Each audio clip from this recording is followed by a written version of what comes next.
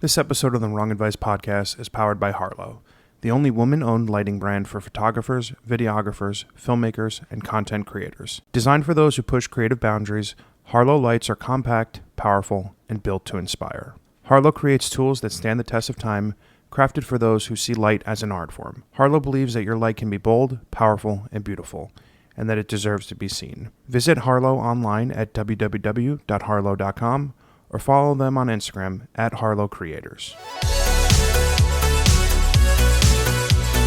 Welcome back to the Wrong Advice Podcast. I'm your host, John Pachuto, and I'm very excited to have the one and only Derek Fahsbender in the studio today. Derek, how you doing, buddy? Doing great, man. Thank you for the invite. Yeah. Like, I'm at a loss for words already. Oh, man, that's great. Can you give a quick introduction to the listeners to who you are? Yeah, so I'm a photographer, and I also hold down a 9-to-5. Photography adjacent. I work at B&H Photo, so I host the podcast. I also work with the event space team there, so I do education. Awesome. Primarily. So I'm kind of the face of what we do in the space.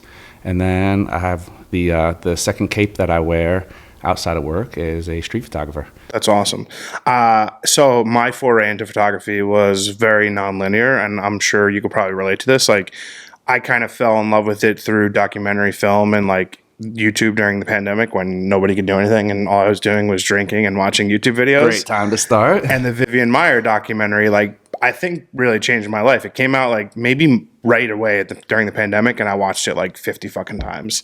And I just remember being like, wow, this is like incredible. And like this woman was like nobody, and nobody knew who she was, and she left this breadth of work.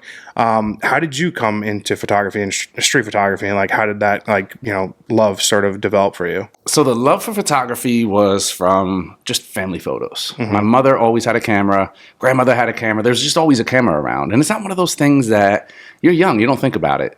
But I remember as I, started to grow up a little bit into my teens, it was like looking back at the images, and it was the power of a random Tuesday in April in 1987 that you would otherwise have no idea what was going on that day, but you have a photo of it. Yeah. And, she'd have stuff written on the back, who's in it, when was it, where was it, just little notes. And it was like a piece of my childhood, a recollection, something that I could take with me.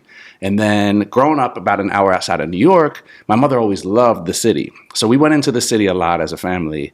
And it was like drive into the Port Authority, you park, come out of the port, and this is like 1980s port. Yeah. And it's like you see in the movies where you got the guys with like opening up the coat and they're it's like some old like Leisure Suit Larry game where like you thought these characters didn't exist, but it's like that's how Times Square used to be. Now it's Disney World. Yeah. It used to be sketchy as hell. Superman. Yeah, exactly. It's like you used to walk out and it's like prostitutes, and it's like they didn't care how young you were. It's like, hey, all the neon lights and religious characters coming out of peep shows and wild fucking place. So I fell in love with it. It was just the flashing lights and the energy and the grit. Yeah. And then as I got older and got exposed to street photography, it was something that, I had the love for capturing the moment and for remembering bits and pieces through my life. But now seeing that, wow, people take pictures of just random shit on the street. That was fascinating to me. Yeah. It's funny because like I don't do it enough now, but it is when I'm in the moment shooting street photography, it feels so at home to me. Like, and a lot of times, I do mostly portraiture and like, test shoots and model book updates and that kind of stuff. It's like, it's comfortable now. I've been doing it for like almost 5 years, but it's not the same feeling I get when I'm walking down like 34th Street and you see someone in a funky hat or an awesome jacket, or it's just like observing the world, or someone does something funny that I capture the moment. When you shoot street, do you shoot digital or film? Digital. Yeah. It's too expensive for film. I love all the people out there like film's not dead. It's like, all right, yeah, it's not dead. No, it's just extremely expensive. Exactly. Can't live with it. I tend to shoot a lot of film. I like film, and I always tell people like, oh, like when are we gonna get the pictures? It's like, I don't know, 3 to 5 days or 3 weeks. It just sort of depends when the lab decides to get back to me. And like, believe me, I'm not one of those photographers that are like, I develop my own film. Like, I find that a little bit douchey, but like, I just don't have the time or the space. I live in an apartment. Like, I agree. It's like, look, the people who are passionate for the right reasons. Yeah, love it. It's the same thing as like the internet and social media. It's like this. It's like, are you out there creating content because you're driving people back to your real work, or or are you just a content creator? And it's like, no, do you use film? Because film is different. It does have a different look. Yeah. There's a romanticism to the process and the creation from you're taking something and it's broken down to it's physics. I love that. I like that idea because there is such a performative aspect to it as well. So like the people who do it for the performative sake, I don't fuck with, but like there are people that do it for the love of it. I came to photography super later in life. Like it was during the pandemic. I lost my job, bought a camera, went on a road trip, yada, yada, yada, fell in love. Sounds like it was always a part of your life, but talk to me about like your youth and like sort of developing that passion and then like turning it into a career. Like what was that like path like for you? It's funny. I watched the podcast where you had talked about it and I'm like, shit. Deja vu. This sounds like my story. I'm like, he's just like 12 years after me. Yeah. Like, did we like, reincarnated? I was like, because mine, it was like 2008, lost my job. Interest was always, exactly. It's like, man, we're taking advantage of these things. Yeah. I had always had the love for photography, but it was like never like, I'm going to do something with this. It was literally like just what I had seen from my mother. Well, I'm going to just take pictures. I'm going to be the friend that brings cameras around. And actually the guys that I ran with in high school and college, and I'm still cool with to this day, we always had the little disposable 35 millimeter point and shoots back in the day. So it wasn't just like the one friend in the group. It was a culture. And we still look at those snaps, from walking around New York in the 90s, taking the train in and going to hip hop shows and all that. And there still is that nostalgic value. But losing my job in 2008 was kind of the point where I said, you know what? I got nothing better to do. No one is finding work right now. Horrible job history. It took me 5 years to graduate and I barely graduated college. Now I'm up against all these people who are like master's degrees and have 10 years of experience in an industry because they lost their jobs too. So there's no shot I'm getting work at all. Yeah. Mother took me on a trip. She was already going out to visit family out west. She's like, why don't you tag along? This will be good for you. Clear your head. Brought my little shitty point and shoot Casio XLM 2 megapixel digital camera. Fuck yeah. It's great. And it's like, it just released me. I was the only kid. It was kind of like, hey, I'm bringing you out there. You need this. There's not going to be any of your siblings, none of your cousins. She was out there handling family business. So she's like, I can't hold your hand. I can't babysit you. I can't take you to do stuff, but you're more than welcome to tag along. So I did. And I realized that all I needed was that camera. It took me places, literally, figuratively. And I came back and it's like everyone, wow, these images are beautiful. I now realize, we were just talking about looking back, like my 45-year-old self talking about my 45-year-old self is telling my 25-year-old self they were lying to you. Yeah. These pictures are trash, but they're supposed to tell you they're good. But it got me started. I do. I totally, it's funny how like sort of linear both our journeys are into like finding the creative passion and like the thing that fills you up in life. Because I think almost always the best things in life happen when everything falls apart. You're like, totally. I'm fucked. My life is over. Like packing in, it's done. Like I'm cooked. And then all of a sudden, like there's a light at the end of the tunnel. And I think that's probably the best lesson out of all of this is like even when things are the worst, there's always another opportunity. It might not seem it at the moment. You might not know what it's going to be, but it's there. But yeah, it's funny because like I know I sucked at first too, but it's like there'd be that one picture. One out of like the 300 and you're like, oh wait, maybe this is good. Like maybe I should keep doing this. Yeah. So like how long into that journey were you like, oh wait, yeah, I've got a knack for this. And like, this is something I need. Like, was there an accolade? Was there something that like stuck out at you, a defining moment where you're like, yeah, this is something I can do? Yeah. It was the moment somebody reached out to me to teach, to like do a workshop. It was like, hey, you should take people out and show them what you do. And I think that was the moment where I realized not so much in terms of my work, but that my work had opened up this world to where I could create something, whether it's a piece of art or a feeling or an inspiration or motivation for somebody else. And I think that was the moment where it's like, wow, if I can inspire people, and that's kind of been the trajectory where it's like, I don't look at myself as just a photographer, just an artist. When I lecture, when I do workshops, I don't think of it as teaching. I think of it as inspiring, because one thing I've learned is that everybody has their own voice. Everybody has their own artistic vision. What I might not like is somebody else figuring their own way and working themselves through those early processes where they're doing trendy cliche shit that I might look at and be like, wow, that's terrible. But you know what? It's part of the process. Yeah. Or maybe they like it. Yeah. And I think You know, a lot of great things, like you were just saying, a lot of great goods have come from negatives. A lot of great art has come from shit that we don't like, or stuff. Somebody who said, I'm not going to listen to what your rules are, or I'm not going to just go by these, only amateurs do that. I'm just going to follow my own path. And a lot of those people end up being successful. So I think the reason, or the moment rather, that it kind of hit me was being asked to take other people out and show them what I do in the streets. And was that intimidating at first? You know what's intimidating is it's intimidating to take a group of people out, and now it's like pressure. It's like cooking for yourself, and then you got to cook for a whole group of people, and it's like, you know, sometimes you cook and you're like, you know, put way too much damn salt on this, but fuck it, I made it. I like it. Yeah, I like it because I made it, and it's for me. But then you got to worry about, there's too much salt in this. There's not enough salt. Oh, you should put garlic in. And why do you do that? Yeah, and then it's like you're really dealing with everyone else's baggage that they're bringing to the experience. And when I'm out there in the streets, it's not in a way of exploiting. It's not trauma tourism when you're going to bad neighborhoods. It's my way of figuring myself out. There's a lot of trauma tourism. That. I've never heard that phrase before. I like that a lot. Yeah, it's a lot of it was people that you had somebody from a boring suburban life that wanted to go see what it's like in the hood. Okay. And it's like I've spent a lot of time. I've had a lot of friends from the hood. It's something that it's how certain people live. Yeah. I've even had people like slam me for calling it the hood. And it's like, well, it exists. It is what we live in reality. Yeah, exactly. And it's like, if you're going and you're documenting for the right reasons, that's one thing. But when I go out for the right reasons and now I have to bring a group of people and they're not out there for the right reasons, that's actually what pushed me away from it, because there was a time I was like, I can't do this anymore. That's very interesting. Yeah, I do like that idea. This is like a tourist kind of like thing where it's like you're imparting yourself into this place where you're not from. Your desire to be there is simply to get like that cliche photo. It's to get those images that it's almost like rage bait now. Yeah. Where it's like, oh, wow, homeless guy here. And it's like, it's the difference of somebody saying, I'm documenting what New York looks like in 2017 versus, wow, the homeless guy, I'm going to put that in black and white and it's going to be beautiful. I'm going to go post it when I get back to my home, wherever.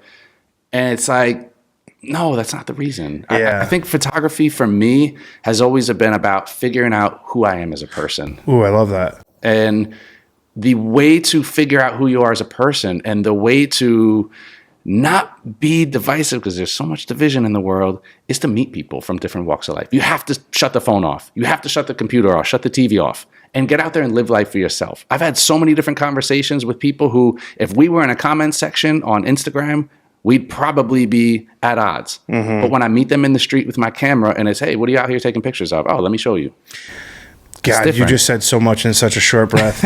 No, I mean, like, dude, do you know how, like, utterly relatable it is to the fact that, like, one of the reasons why I think we're in this fucking horrific situation of a society that we're in is because we're all behind a keyboard on a phone. And you would never say half of the shit that you say on the internet to a person in their face. No. Mostly because you get punched in the fucking face, but also because it's just like, wow, maybe I'm not going to be a huge shitbag in real life. And like, people don't understand that the internet is real. It's forever. Mm-hmm. It's like the things you say here have real consequences to your actions. It's like, they're just devoid of that. Yes. And man, that just fucking hits me, especially like in this chaos of a time that we live in. That's it poisons you as a person. If I stay in an echo chamber, because what is an algorithm? An algorithm is an echo chamber. Yeah. An algorithm is feeding you the stuff you want to see. The stuff you want to see, or the stuff that you already agree with. It's not feeding you, a dissenting opinion and saying, hey, maybe you should look at this as a third party and really step back and think about your views and this and that. And it poisons you as a person. Like you said, it's a very real thing. And then what does that do? That corrupts you as a person. So then you're that person that walks around like an Eeyore, putting a black cloud over every room you walk into. And I've never wanted to be that. I've wanted to be the person that when I walk in the room, the air feels clean. I gotta say, I think that's something that I learned later on in life. Like, it is so much easier to be nice. Like, it's so much easier. Like, it takes so much more energy to be a dick. Yes. Like, I used to think, oh, it's so cool to be like this tough guy dick. And it's like, no, that's harder. It's actually harder to be a dick. It's work. Yeah. And it's like, wow, oh my God, I feel like so much is like a lighter version of myself in a human being because I'm not like carrying around this like angsty teenager, like fucking bullshit. Like, it's crazy. But again, like 20-year-old John couldn't have known that. Like, you go through life experience, you like figure shit out as you go along. So it's nice to be here now at 40 to be able to say like, wow, I'm like pretty decent person. Like I try my best all the time. Like I'm nice to people. Like it's a fucking relief. It's like yeah, fucking, I made it this far. It's like, let me keep being nice. But like, what's 45-year-old John gonna be like? Even better, right? Like, because I mean, you only have two options: like grow and develop, and like develop that prefrontal lobe and like become a better person, or stay the shitbag and comment rage bait shit on the internet. It's like, we're all gonna be miserable old fucks anyway. Exactly. We're gonna hit that point where you're 85 and you're like, you stop giving a shit, and you're like, you treat nobody with respect. You're just like, I've been holding this shit in my whole life. Yeah, for real. I'm curious how like your relationship with school and then you becoming sort of a teacher kind of like intertwined with one another. I don't know about you. I had like a pretty. My childhood was easy. I had a great family, but like school never really came naturally to me. I didn't really give a shit. I didn't want to be there. So the idea of teaching other people anything is not appealing to me at all. So I'm sort of like what your relationship was with school, and then like sort of in the teacher mode. Like, how does that the same person? Probably, yeah. See, we lived the same life. I swear. Did we just become best friends?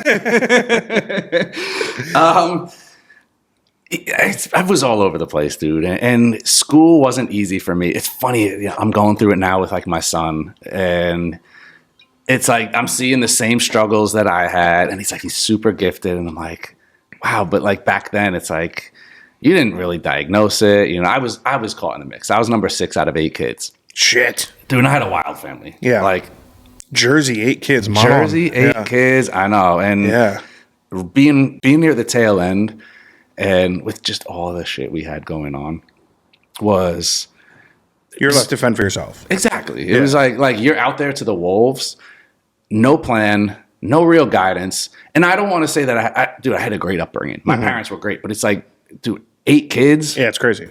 I wouldn't be able to. I'm having trouble with one. Keeping my head on straight. Pretty so it was like my parents are doing all they can to provide and always make sure that we got food.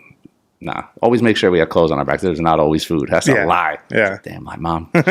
But I had to figure it out for myself. So school, it was like I didn't have somebody like I'm sitting there with my son. My wife is sitting there with my son making sure that we're doing his homework. Hey, you got this wrong. Let me show you why. I didn't have that. I struggled through school. What am I going to do? I kept changing. Every 2 years, I changed my mind. When I was young, I wanted to be a secret agent. Then I'm like, you can't really be that. Like, it's not like a job you go out and apply for. I thought I could play Manhunt for the rest of my life. Best game ever. Dressing such a Jersey thing. It is a Jersey. Do you think they play that other places? The same thing. I'm like, I don't think so. You know how many times I've thought that I've sat there and I'm like, you have one of those thoughts where you're like, and then somebody posts a meme about it, and you're like, holy shit, someone else thinks that. And I'm like, but that person's from Jersey, because I saw the Manhunt meme. I was like, nobody else knows what this is. Exactly. So, struggled my way through. And again, I think I've always had that teaching bug in me. I'd gone to school, and initially psychology. I was always interested in people. Just people fascinate me. Like I'm the person that comes in and I'll just sit there and read the room, and I'm constantly picking people apart. People are so interesting when they don't know they're being observed. Yeah. When you see like that real person, and they, a lot of people think they're out here playing chess and they're playing Connect 4. So when you have someone that's sitting there just like, I caught that. They didn't, but I did. Yeah. So I was fascinated with that. Because I wasn't good in school and studying and all that, it got to a point where it's like, damn, these psych classes are getting hard. I don't want to be a psychologist. Like, what am I going to do? So went the education route, had trouble going to class. So I got kicked out of the education program. So I'm like, all right, I'm a good writer. I can just finish with an English degree. So barely scraped through that and still didn't know what I wanted to do. And so the teaching thing kind of fell by the wayside. Now it was like, I got to handle real life adult shit. I got to pay bills, and I got to figure out like, what am I going to do tomorrow? So when the teaching thing presented itself years later, it was like, wow, I'm a big believer that like, life's always on time. Life's never, even when you think it's not, it's on time. You just got to sometimes listen and trust. And I fell into it a little bit. And there was that passion. Now, as I talked about before, I fell away from it because you just get some people that maybe this isn't for me. But my career came back around. Again, it was like these ebbs and flows, these ups and downs, into education, out of education.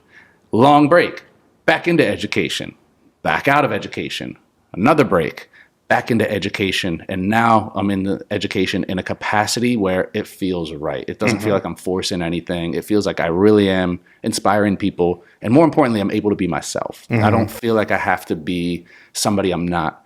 I've carved my niche of, I don't know everything about specs and tech, and I'm not a gearhead.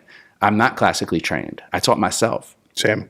I don't, when the SVA and Parsons and all these people come up and your work reminds me of this picture by this person. I'm like, sorry, I have no idea who they are. And I hate then it's saying like that. they look at, I hate it because they make That's you feel my imposter syndrome. Like, oh yeah, I know him. Yeah, let me look him up. Google's on. Yeah. Yeah, right. Yeah, exactly. It's like, am I now invalidated as an artist? Like, I can't take good pictures because I don't know who fucking Burt Barnswell is. Whoever. If there's a Burt Barnswell out there, I'm sorry. Yeah. But so it was like, now education feels right for me. Yeah, I relate to that a lot. I think there is always some semblance of cosmic timing in life. Like, you fall into places that you're supposed to be to learn a specific lesson. That could be a job, that could be a relationship, that could be school, that could be whatever. And I think that with the lens of time, you're able to see what those moments were for, but not when you're in it, right? Like, whenever you're struggling, you're like, this is so hard. Why am I struggling so much? And it's for you to gain the foresight later on in life, right? To know that, like, I can weather these storms. I can grow. I can accept, like, life for what it is and, like, figure out the path to where I want to be. I think it's cool when you get to a certain point where you're comfortable in the skin of, like, the person of who you are, confident in what you're doing. And, like, I don't think you're supposed to be that at 25. You're supposed to go through a job that you hate and it doesn't make sense because you're not supposed to be there at 25. You're supposed to be there at 45.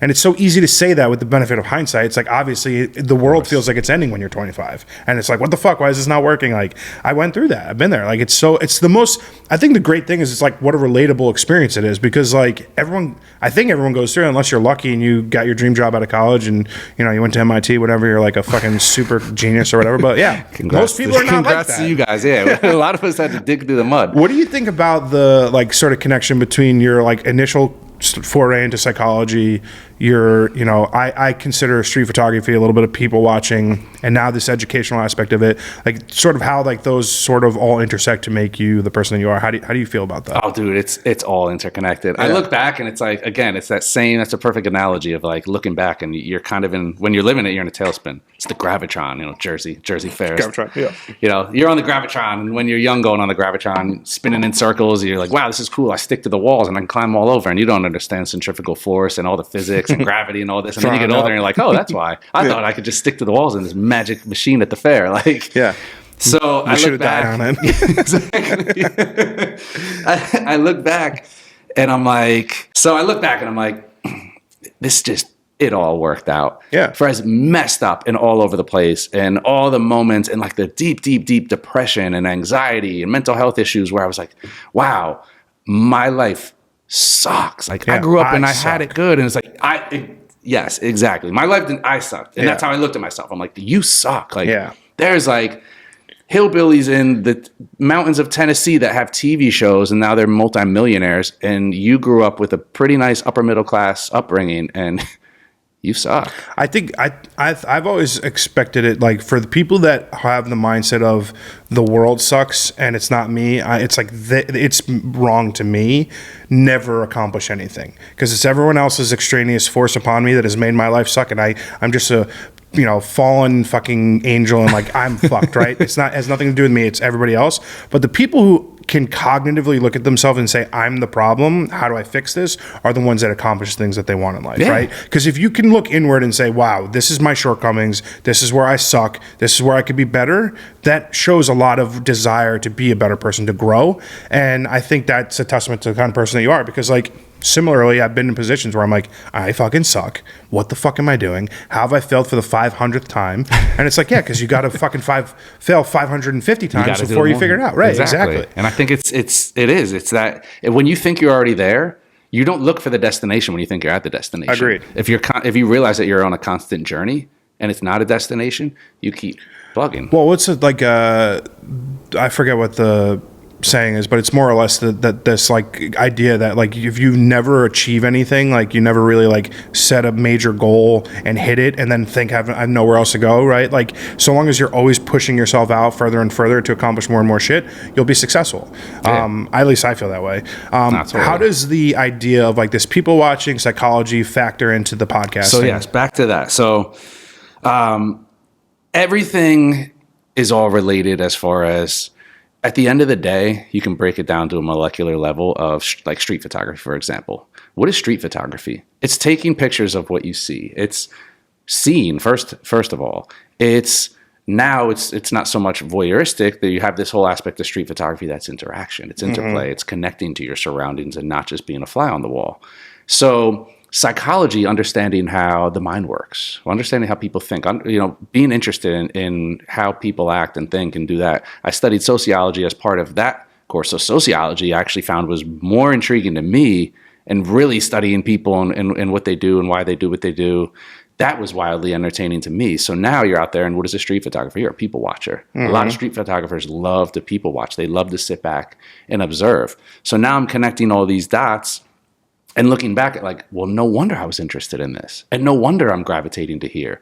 And again, figuring out who I am as a person, paralleling who I am as an artist, and figuring that out together. And you're starting to see the interconnectivity between the artist and the person. So as you grow, it's no longer two separate paths. They start to weave together. And then you look back and you pull everything from your past. It's like, well, now, okay, I learned this, and now this makes sense. And the more you go, the more experience you get. You're getting your street education mixed with your formal education, and things are starting to make sense. Things are starting to click, and you're using that to further advance what you're out there trying to do.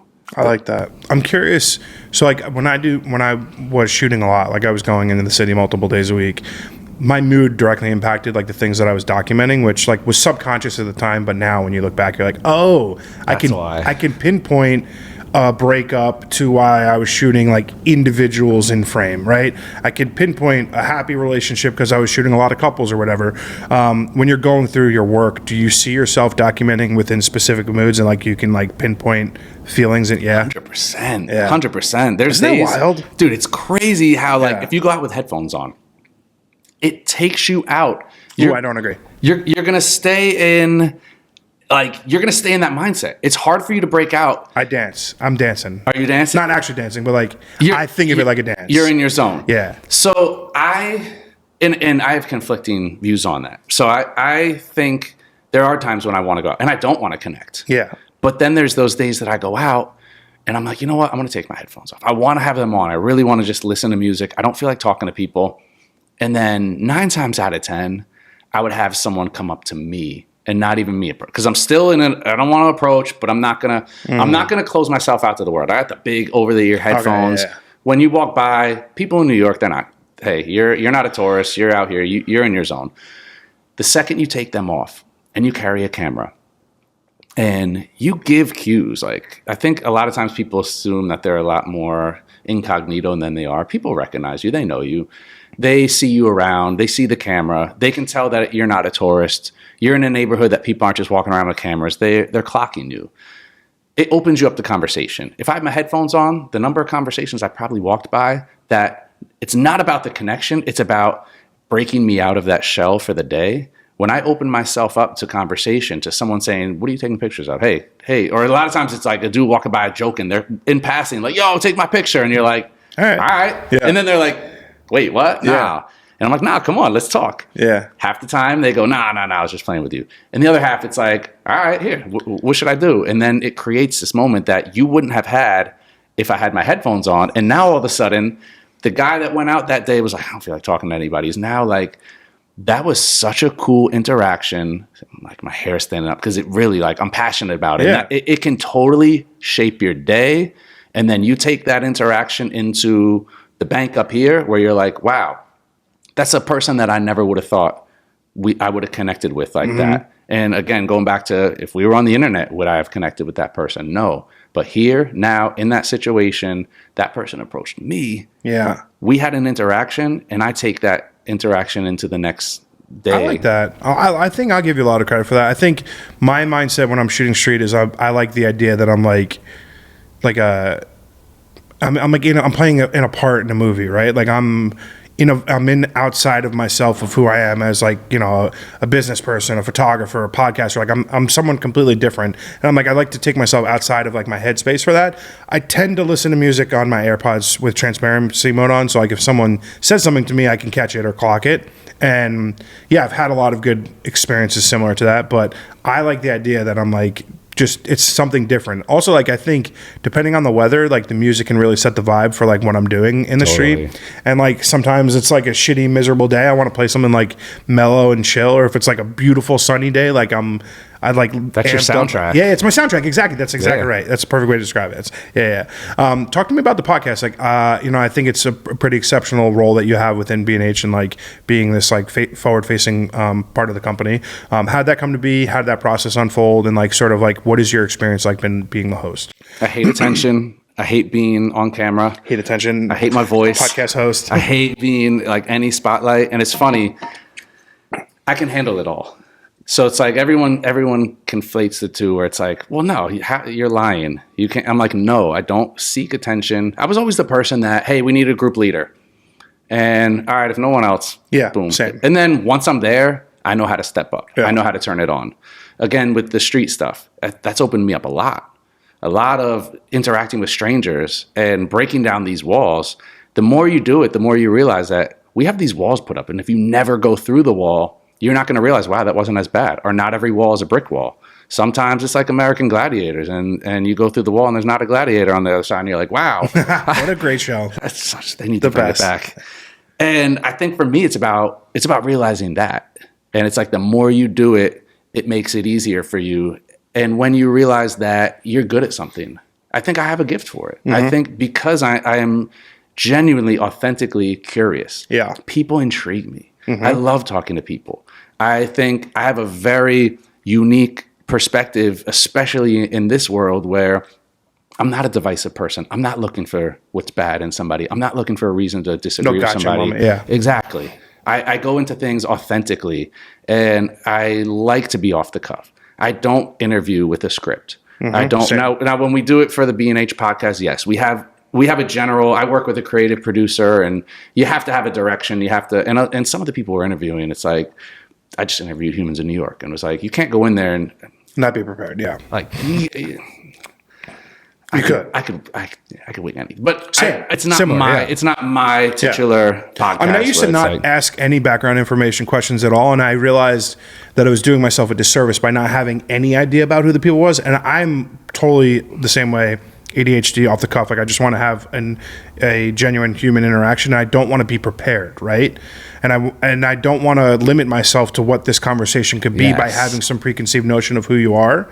But I've started realizing that I think in order to get the most out of a conversation and get you to be the most authentic person that you can be in this conversation, I need to know a little bit about you. Exactly. Yeah. And I think that's the perfect, it's like, I saw where you were going with it. I'm like, because you're a conversational person. Yeah. I can tell that from the gate. There's no like, hey, this is a cold, formal introduction. It's like, hey, what's up, dude? Yeah. You know? And I totally agree. Prepare yourself. Yeah. For someone to sit there and want to see you and listen to you interview someone and get something out of it, you can't just get the same canned responses that they've gotten from every other interview they've done. If you're interviewing someone, there's a very good chance that that's someone that's been interviewed by other people. 100%. So don't get the same stuff. Yeah. Listen to what else is out there. Try to find an angle that you personally find interesting. Do enough research to where you feel like you know this person, and more importantly, you know enough to have made you even more curious about the person. That's what research, and that's what all that backstory should do. It should make you even more curious about the person. I think that just points to you being an extremely authentic person, because what that says is that it's your desire to learn about other people than be the person that is like the driver of the conversation. I think a lot of podcasting, the hosts are interested in being their own star, and it doesn't leave open the ability to have an authentic conversation with a person, because I need to say something that will get clipped, that I could share, that it's like me, I'm the star, whereas I relate tremendously. This podcast is not about me, it's about you. I'm trying to get to know you better so I can learn how your life experiences have impacted you, and maybe I'm going to learn something from you today that I didn't know about myself, right? Like something that you've experienced that I was like, oh shit, I've been through that too. And how did that impact you? Oh, well, it impacted me similarly. But like, if we come to this place and it's just all about me, what is the point? Like, what are we having the conversation for? And by the same token, I think that the people that the reason that people tune in is partly, in a great part, for the host.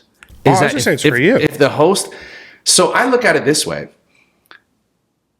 if you have the greatest guest and the guest that has such an interesting story, the Pope, you bring the Pope on. You bring Donald into the studio. Best podcast ever. Wonderful. Great podcast. Great. Oh my God, that's really good. I know. I would have had you do the entire interview like that if I would have known. My studio partner is going to kill me that I do it too much. It's like, yeah. No. I have my son right now running around the house going, Abu Bakar.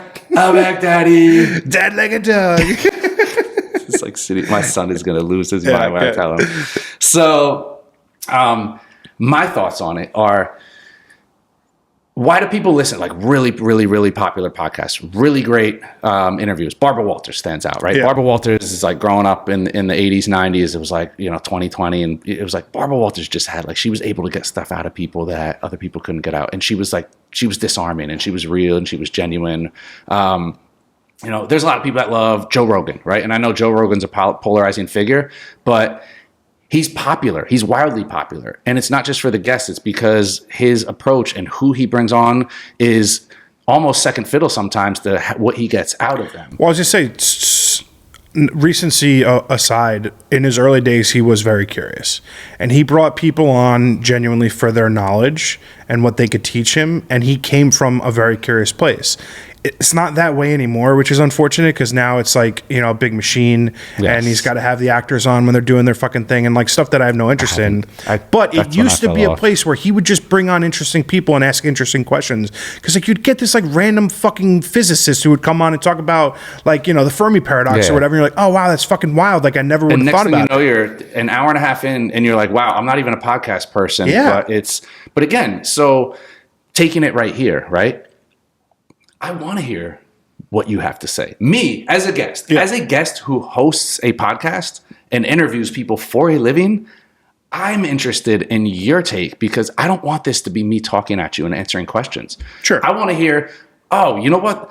That's really cool. You know what? In my experience, that's how a conversation happens. Yeah. I think the great podcast hosts, they bring that to it. They know when to dial it down. They know when and how, more importantly. I think a lot of it is approach. A lot of it is the how. Yeah. Is it, I'm letting you know that I'm a photographer and I do this to disarm you and let you know that we're peers? Or is it, I'm a photographer in the way of like, you need to know who I am? And I think that's a very important and clear distinction. Yeah. Whereas like here in this capacity, it's like, I does this shit too. Yeah. So now it's like, now I'm more comfortable. Now I know that you do it. Now I know that we're talking to each other. Sees another fisherman across the way. Yeah. Exactly. Yeah. It's not like I have a bigger boat. I have a boat too. Yeah. Mine is a sail. Yeah, that's funny. So I think that's the important distinction where there needs to be this like this reciprocal relationship for a conversation. That. So I'm curious, like I'm assuming before you got the gig, you'd never hosted a podcast before. No. Yeah. So I hosted. We did. It used to be the educational space used to be all in person. 2020 happened and it was like, all right, you're going to go home for 2 weeks, dilly-dally on your email, keep your connections. We're going to be back to the office in a couple weeks. My job is hinged upon an in-person educational space. If I'm home, what are they going to do? They're going to furlough me. I'm going to lose my job. So I was actually supposed to lecture down in Princeton and earlier that year, before the pandemic, like before it was January. So it was like, we weren't really worried about it yet. It was there. And at Princeton, they were ahead of the curve. They're like, we're canceling the in-person lecture. You're going to do it via Zoom. What the hell is Zoom? Yeah, right. Yeah. Did it. So when we get sent home for 2 weeks, I tell my boss, I'm like, hey, this Zoom thing, we should do it. This is what I was going to do my lecture. I did it on this Zoom thing. I can see everyone. It's so cool. It's so easy. I can do all the research. It's like, we'll be back to the office in 2 weeks. And then Andrew Cuomo, it's going to be another 60 days. Yeah. We'll keep 6 you updated. Yeah. And so my boss is like, you know what? Like, let's do it. Let's we'll try it out. Did all my research. So I'm like, big brand. I don't want to get Zoom bombed. All this stuff to worry about. Yeah. I'm spending 16-hour days like figuring out everything there is to figure out about live streaming and Zoom and all this stuff. Trying to be, 10,000 hours. I want to be the best person possible at this. If we're going to do it, we're going to fucking do it. Yeah. And that kind of opened me up to putting myself out there. Because I was like, when we were in in-person space, It was about the speaker. There's no, and as much as I hate the spotlight, I'm like, if you're going to be successful, if you're going to create something, people can't leave their homes. They have to watch you on a computer screen. It needs to be like that coffee shop that you go in and the coffee's mid, but the person behind the counter is always welcoming. They've got a good disposition. They're funny, whatever it is. You feel comfortable when you walk in there just to get some half-ass $6 coffee. I wanted to be that. I wanted to serve you half-ass $6 coffee, but it wasn't going to be half-ass. It was going to be top people in the industry, but I'm the face of it. And I give you, hey, B&H is now this guy right here. If you like him, you're going to stay. If you don't like him, you're out. And it worked. And for 5 years, and we grew our platform. And then it was like, you're getting people now from all over the world where I don't have to be in person. I don't have to have somebody be in New York. We had people streaming from Africa. Wow. We had a film crew, like these up and coming filmmakers streaming from Africa. Wow. It's wild that how you could connect. And then people would log in and they love to tell you where they're from. It's like, hey, I'm watching you from Bolivia right now. I'm like, wow, that's so cool. Yeah, it's crazy. And so that is what got me into these being forward facing, getting comfortable with my voice on camera, because we grew up hating our voice, most of us. Yeah. So that's kind of what got me comfortable with it. And then I would hear I'm good at it. The way you interview people, you really get people opened up, and you have just a way with words and a way with people. And I was actually offered the podcast gig a year before I actually accepted. Oh, wow. Turned it down. Don't want to do this. I don't need to be the guy. I don't, whatever. I'm not a podcaster. And the opportunity came back around, and I'm like, you know what? This is something that it could be good for my career. At a certain point, you have to be career-minded. Yeah. And I said... Do you think of yourself as a brand, or is it mostly career? 100% a brand. Yeah, okay. Yeah, 100%. I think you have to. Yeah. If you want to be successful, it's one thing to just blow in the breeze. If you want to be intentional and go forward, you have to think of yourself as the brand. You are not just a brand. You are the brand. A lot of people have it backwards. They want to go to brands. They want to get sponsored. Number one question I hear, how do I get sponsored? How do I get a brand to look at me? Be the brand. Yeah. Don't care about the brand. Because you know what? You go to that brand, what do you think they're using you for? For your game? Their audience, yeah. Exactly. Right, yeah. You be the brand. And then you dictate the terms to the brand, and you have them chase you. Did you have any, from a psychological perspective, did you have any issues or qualms developing that idea of Derek the brand? 100%. Yeah. Not a brand. Yeah. That's how I look at it. It's imposter just a syndrome fucking times person. 1,000. Yeah, exactly. I don't even think it's imposter syndrome, because it's like, so I do like a lot of uninteresting things. I own like multiple companies. I would hate to use the disgusting word entrepreneur, but like I do a lot of shit. I don't talk about it, but it's like, it's uninteresting to me, but it's like impressive. It's good shit. It's like pays Stuff my you should be bills, proud pays of. for the studio, right? But it's like, it doesn't fit my photographer brand or my podcast brand. And I think almost... we're getting to this day and age where like the brand word is getting like a little muddied. It's like, I'm just me, man. It's like cinematic. Yeah, It's right. like Cinematic. Jesus fucking Christ. I hate that word. Just file brand right now. Yeah. I mean, that's where we're at. Yeah. Everything's like the brand, Yeah. brand, everything's brand. So it's like, I think because of this catchphrase word, we lose sight of the person, but it is so crucial, especially if you're trying to make money on the internet, right? Like you have to be a brand. You are a brand. So if tomorrow B&H Photo goes bankrupt and it doesn't exist anymore, there is you. You are a bankable commodity. What was that like developing you as a brand? Process, like everything else. It's an ugly, dirty process that, you have to come up with an Instagram handle, a website. And I didn't want to be like Derek Fahsbender photography. It's like, I'm not, because I never wanted to be a photographer like that. What I love about where I'm at now is I'm not a portrait, or studio photographer. I'm not a freelance. I do what I love. If you want to slap a label on me, you can slap a label on me. You can do whatever you want. Yeah. Slap me. Yeah. I'm not going to slap a label on myself. I take pictures of the things I like. Yeah, same. It's for me, it's a way to keep the pressure off of feeling like I have to conform to something and being in this box. So that added some nuance to figuring out the whole, like, who am I and what my branding is, because it's like, do I need branding? And then you get to a certain point where it's like, you kind of have to. You have to have some kind of brand, even if it's not like aggressively like flashing neon lights. Like, you have to have something, because otherwise, how do people, a branding at a certain point is an identity. What am I getting? Am I showing up and am I getting, John, who owns a coffee shop, John who has like a carpentry business, or am I getting John the photographer? Yeah. Which John am I getting? John can do all this stuff, but I'm concerned with one. It's like going on somebody's website and it's like you got a folder of birds, weddings, corporate events, actors' headshots, and then like your pictures of like your paintings. Like, who the hell am I hiring? Yeah. A brand's not coming there to be friends. I think I fuck with that a lot. I think it's like a nuanced sort of idea of like when you introduce yourself, do you say, hey, I'm Derek, I'm a photographer? Or do you say, like, I try not to like, describe myself as like the thing that I do, because it's like I'm more than a job, right? Yeah. So it's almost like this brand is like putting me into a pigeon toe of like making you like who I am. Like I'm just fucking me, man. Like I'm just out here, right? I think it's nuanced because like you have a big corporate job, you are a brand, right? If that big corporate job goes away, you have a bankable skill set and an audience and all these things that are fantastic. But like beyond the brand of Derek Fahsbender or Fahsbender is this idea that you've developed a community. And I think that is one of the things that is really interesting to me this day and age, because so much of the world is fucking divisive. We have a big Cheeto fat fuck who's like trying to do everything he can to tear us apart. But like there are people who are trying to put people together about the things that they love. And that is so interesting to me, because like I've always had a lot of friends. I've always worked in multiple groups of friends, like, the jocks and like, music kids and like all this stuff, right? But then like when you get older in life, your hobbies sort of become this like, adoptable tribe, right? So I've like got this new group of creative friends that like I probably would have never met had I not lost my job during the pandemic. So when you're talking about building a brand, I think ultimately what it shows is how successful you are at building a community. Talk to me about how that sort of has grown from you, like from day one at B&H to now, 7 years later? Coming 7 years, yeah. So it's like 7 years later. Like how has that community aspect sort of been, informative to the person that you are?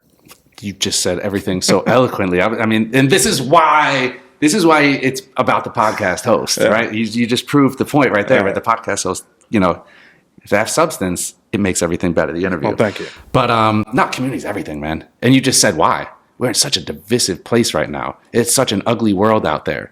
If you don't have like-minded people who can share some common bond and let it be about that common bond, and focus on the things that bring us together rather than what tear us apart or make us different, I think that's the beauty of community. And what brands want to see, going back to that dirty word, brands want to see community. It's not how good are your pictures. It's not how great of an artist you are. It's, do you inspire people? Do you bring people together? Do you make people want to create? That's the key piece that people are missing. See it all the time. It's like you go into the comments section on any big brand and it's like a launch when they launch gear. And it's like, Leica, you should send me your new camera. I would take such great pictures. Leica doesn't give a shit. Sorry. Sorry to burst your bubble. Yeah. But you go out there as your own brand and you develop an entire community. Mm-hmm. And what's going to happen? Leica's going to take notice. Leica's going to say like, hey, these people over here have built something, and now it's over here and it's global. And this is a movement, and it's about the community. Because now what does the brand see? Are they saying, wow, this is a great community effort? No, of course they're saying, hey, this is a bankable. It's a bankable, galvanized, way to get these people, get our product in front of these people. Mm-hmm. But that's the approach you have to have. But the focus, we're not the brands in that sense, right? We're not the big brands. Yeah. You have to focus on the community. You can't focus on yourself, and you can't focus on, you're not selling something. If you're focused on the product you're selling, then go out and be a freelancer. Yeah. Nothing wrong with that. Go out and be an artist. For me, it's way different. For, like you said, representing a big brand, I can't make it about me. And I think there's a lot of people that pass through those doors and they want to, me, spotlight. I want to get on the YouTube. No. First of all, it's not the way it works. Oh, it's not? People. That's not how it works. Wow, that's crazy. It's news, right? It's news. Get me on the YouTube. It's like people smell that from the door. They know when it's like you just want the camera. You camera whore. Like you just want to be out there and you want the spotlight for yourself and you want to grow your. No, people go for the person. Which is fine, but it's just like be less transparent.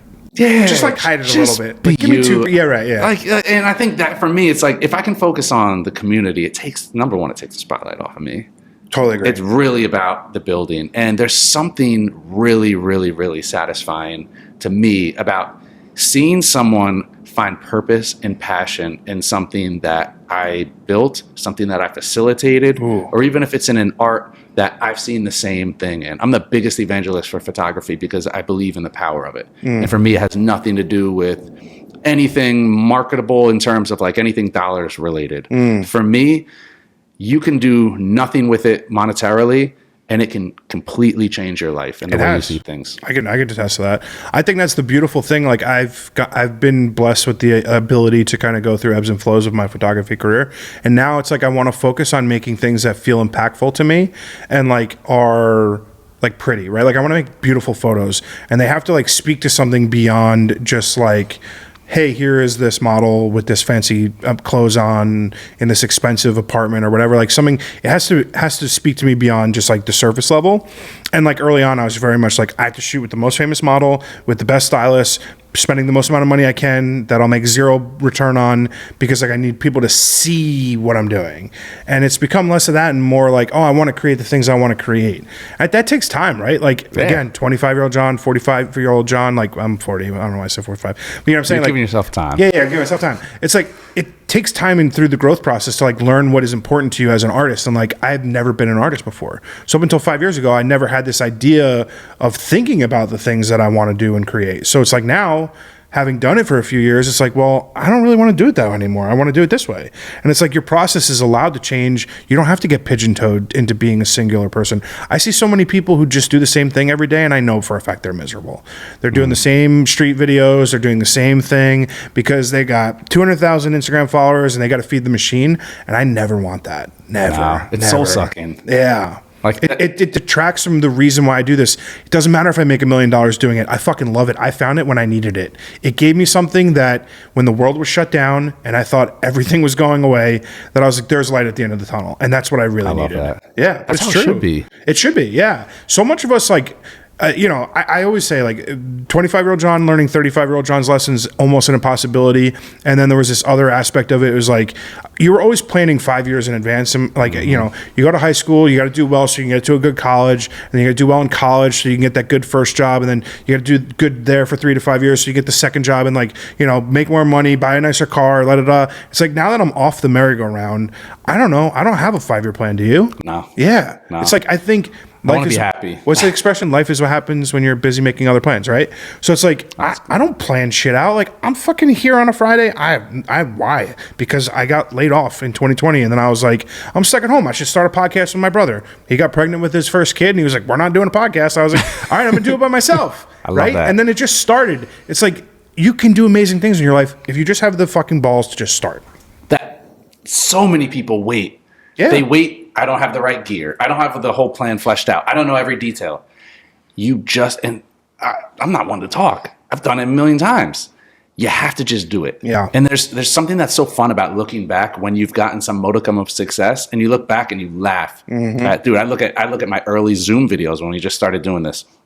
I was sitting on a beanbag chair and had a laptop on my lap.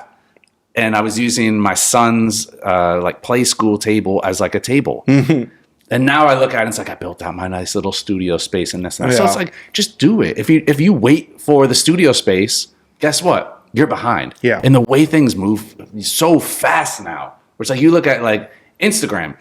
Is Instagram going to be around in 5 years? The way Instagram is now, do you go on Instagram and go through your feed and like, hey, let me see the pictures of people I love? No, you go in there and you're like, let me see what memes, let me see what just God, honestly, like I think I consume it differently because like I was an OG user because I'm old. So it's like I look at people's stories, like who post, and if they post something that I want to see, then I click it. I never swipe the feed ever. I never. Yeah. Dude, I even got the doom scrolling where it's like, as much as I hate it, but I'll go in and I'll doom scroll for a minute, see some funny shit, look at what people send me, and then it's like, okay, what now? Like when I want to consume people's art, like I look for it specifically. It's not without like an intent because it's not giving you what you I mean, it is giving you what you want, but it's not because like I want to see pictures. I don't want to see fucking reels. I love going on a website. Yeah. Like I'm calling your bluff. Like if you're an artist, show me I want to see what's on your website. I got to go set a reminder for tomorrow morning to update my website. Take down bird photography folder. Yeah, right. I have no pictures of birds. Although I give credit to people who do because like it's like a skill. Bird photos. I think there is one big danger trap when it comes to all this, when we're talking about just start. You get very wrapped up in the gear. What do you tell people, especially from an educational perspective, about trying to avoid like gear acquisition syndrome, like always trying to chase the next best thing? Because I did that forever, and I think I finally have stopped. Like I finally, pulled the gear needle out of my arm, and I'm like comfortable for the first time. Like how do you, like, maybe working for a giant retailer is not the best place to ask, because you do want to just sell them shit, but like how do you like talk to people about like feeling comfortable in what they have and not trying to continually aspire for better shit? The gear doesn't fucking matter. Yeah, it doesn't fucking matter. It can change you, and it can change the way you think. And again, it was like one of your podcasts, and you were talking about like a Leica, and how it's like Leica, you're different when you get that Leica. You feel differently, you shoot differently. But it wasn't about the camera, right? You guys, the conversation you were having, it was like it's not about the camera. It's more about the mindset and the people that you're around, and the community. So that's what I mean when I say it does matter. It doesn't matter if you can't do it with a Canon Rebel T5i that you found in your mom's junk drawer.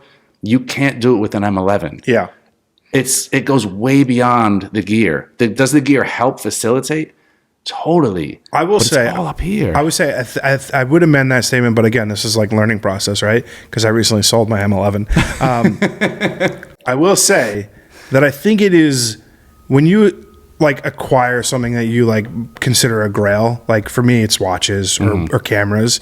It's more the confidence that like my success has instilled in me to make that big purchase, and less about the thing, right? So like I have been lucky enough to have success in life to buy expensive shit, so it makes me feel confident in using the tool. It's not the tool, it's me. Little did I know after the fact that it was not the camera, which I recently sold. No, and that's a great point, and that's that's actually was the next thought in my head, where it's the conduit, yes, to totally. Everything that comes after it. Yeah, you have a sexy camera that you like to have around your neck. What is that going to do? You like it. You like the way it looks hanging around your neck. You're going to bring it out with you constantly. And what are you doing if you're bringing it out with it constantly? You're using it. Yeah. It's also a conversation piece. Wow, that's a really cool camera. How many times do people walk around and they got the brassed out Leica, and it's like, I'm sure people stop and it's like, wow, that's a really dope camera. That's a cool. Wow, what camera is that? It sparks a conversation. Going back to what we were talking about earlier. How many times does a conversation spark something beyond the conversation? So yeah, the gear totally, if you have something you're comfortable with or you want to bring around, the whole point in having a camera is using it. Yeah. It's not about what's inside of it as much as it's just bring the damn thing with you and use it. I totally agree. It's like for a while I was chasing like a community around a gear, and I've been lucky enough to find that, even if I don't have some of the same gear anymore. But it's like this idea that if I just get a Leica, all my Leica friends are now friends, right? Or if I just buy a Hasselblad, now I've got all these Hasselblad homies, right? But that's such a bad thought, because it's like the thing shouldn't be the gateway into the community. You should be, exactly. Right? And like I learned that now. It's like, because like people are not friends with me because I have a fucking Leica, right? It's because I'm me. Like they meet me, they want to be around me. I like the idea that the tool inspires you to create, and I think so much of it gets wrapped up into like what the new greatest hottest thing is. Shoot what you're comfortable with, right? Like for me, this year I'm shooting a fuck ton of Polaroids. I fucking love Polaroids. I'd rather buy expired FP100C and shoot every last box that I can get my hands on and afford, which is like difficult because it's so fucking expensive. You gotta rob a freezer somewhere. Right, yeah, it's all I want to shoot, and it's like I'm chasing it everywhere I can. I find it on eBay, try to buy it for a decent price. That's what I want to shoot. So it's like, yeah, it was obvious to sell a camera to like be able to afford more of that, right? So it's like, find the thing that you're passionate about to use, and use it as the tool that it is to create the art.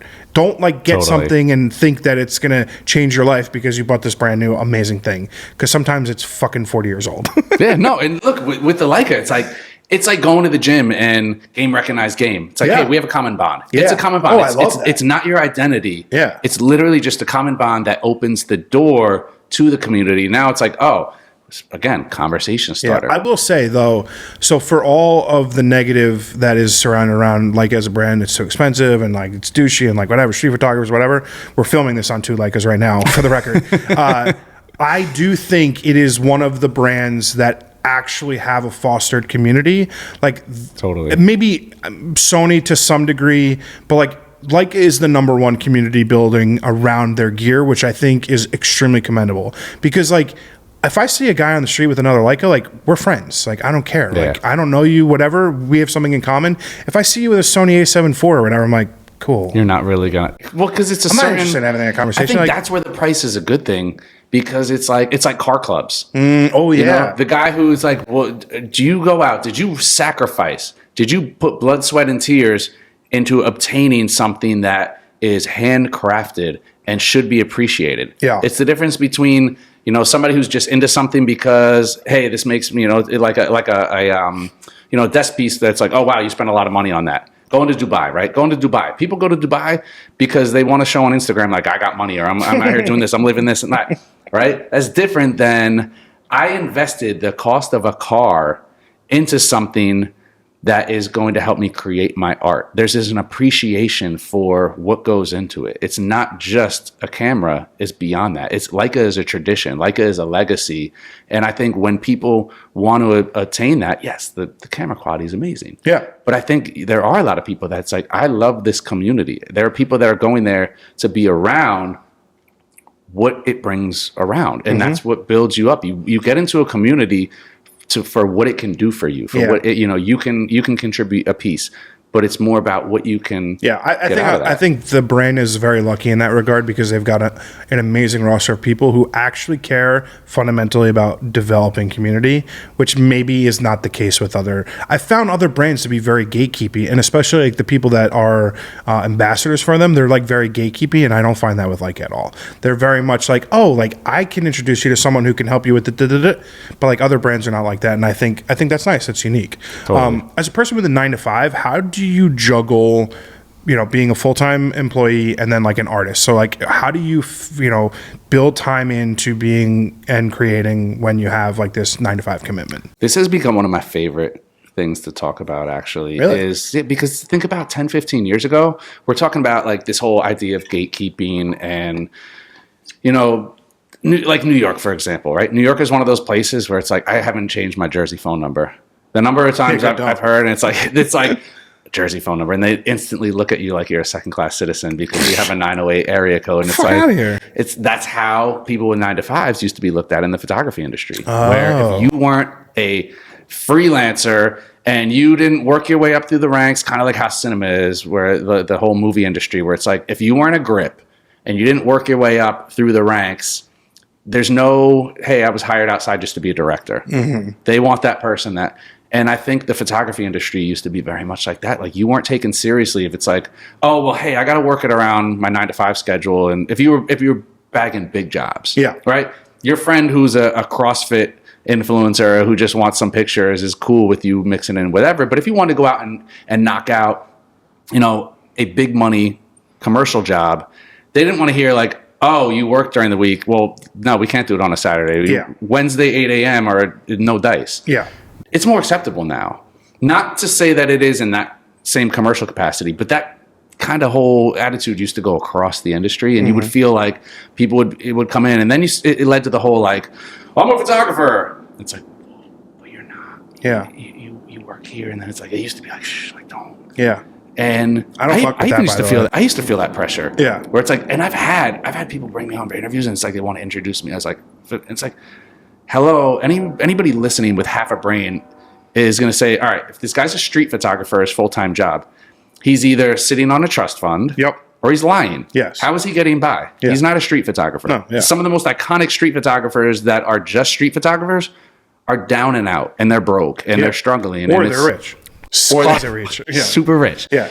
And so for me, I think it's number one, it's hard to juggle just the physics of it, like the time, you know.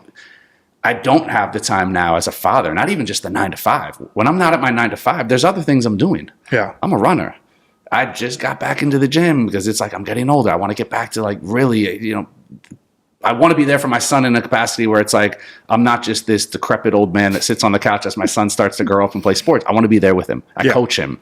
So that's another thing. I coach. There's so many different hats I wear. So it's not just the 9 to 5. It's the 9 to 5 on top of everything else that you're doing that you have to find time to create. Where the experience comes in is that I now know that I don't have to go out and spend 6 hours in the streets to feel whole. Ooh. I can go out and I'm more intentional with what I'm doing. I'm not going out with the same mentality. Part of it is because I'm so sick of like going out in the streets and it's just a bunch of young kids wearing GoPros and trying to be like Bruce Geldin just to throw up a reel up. I hate that. I hate that whole like the OG series. Sorry, hate me all you want. I don't like that OG series that everyone's like jumping on Instagram right now. I haven't even seen that. Oh God, don't. Yeah. I don't know. Ruddy Roy actually jumped into the comment section. It's fucking hilarious. I didn't see it. I'll send it to you. But for me, I don't need as much time now.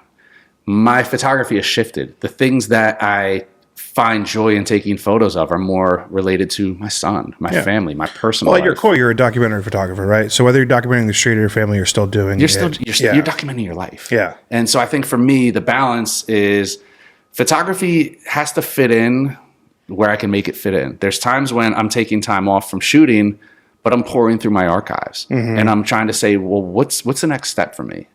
And for me, it's a book. And not just I put together collections of stuff. And it's like, I want something that has to be perfect. It has to be me. My grandmother on my father's side, my grandmother and my grandfather on my father's side both wrote biographies. Wow. So they wrote autobiographies.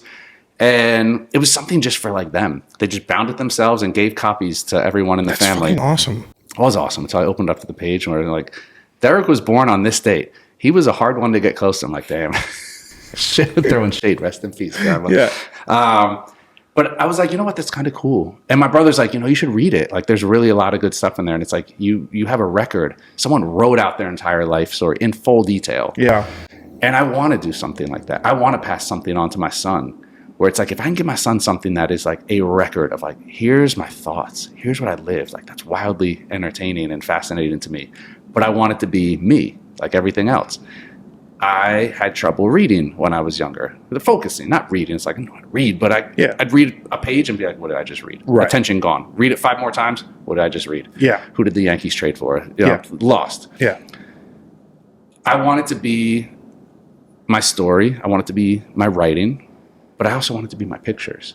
And so when I'm not photographing, now I find myself putting my thoughts together and starting to put the pieces together in my mind of what I want this autobiographical book, photo book thing, this Frankenstein project to be. Mm-hmm. So long-winded way back around to balancing it with work. I don't have to balance. It's free time. Your 9 to 5 is where you pay the bills and your 5 to 9 is where you build your legacy. So I'm taking my 5 to 9. And if I have to sleep 5 hours one night or 4 hours or 3 hours, but I just sat down and I really got some writing in or I really locked in and sometimes it's just taking images and going through old hard drives and putting images here.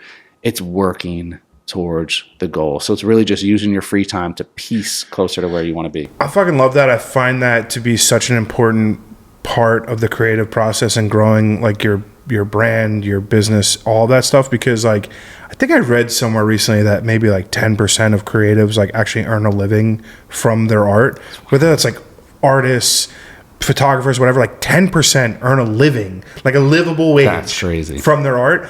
So it's like in a world where it's already things are like getting thrown into chaos with AI and like whatever, in a world where it's already going to be changing, it's like you don't have to put so much pressure on yourself to like earn a living solely on your art. And in a lot of ways, it's an unrealistic endeavor. So like what I've done is develop a life that allows me to afford the opportunity to spend all of my free time creating. And it's like, I think I'm biased. I think that's the way to do it.